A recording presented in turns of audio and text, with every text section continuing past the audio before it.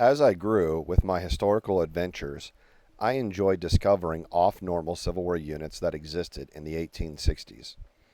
One unit I was very attached to and reenacted was the 6th Pennsylvania Cavalry. This unit was distinct early in the war as they fought with a 9-foot lance instead of a rifle or carbine. Because the unit used lances and were under the command of Colonel Richard H. Rush, they were given the name Rush's Lancers. Later, as I was doing research and collecting for the Invalid Corps, I came across a Civil War Times magazine that stated how Colonel Richard Rush was the first commander of the Invalid Corps, which of course excited me.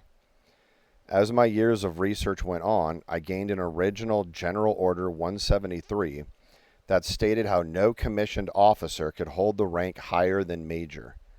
I gained more items where other officers put Colonel Richard Rush in the Invalid Corps, but the rank of colonel is higher than major and was not permitted by way of General Order 173.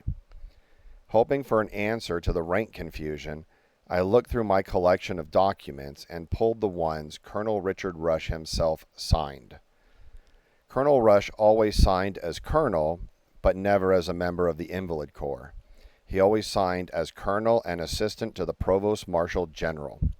So what conclusion did that give me? Colonel Richard Rush was the first commander over the Invalid Corps. He was just not the first commander enlisted in the Invalid Corps. He was colonel under the Provost Marshal General, but was borrowed to help build and lead the start of the Invalid Corps.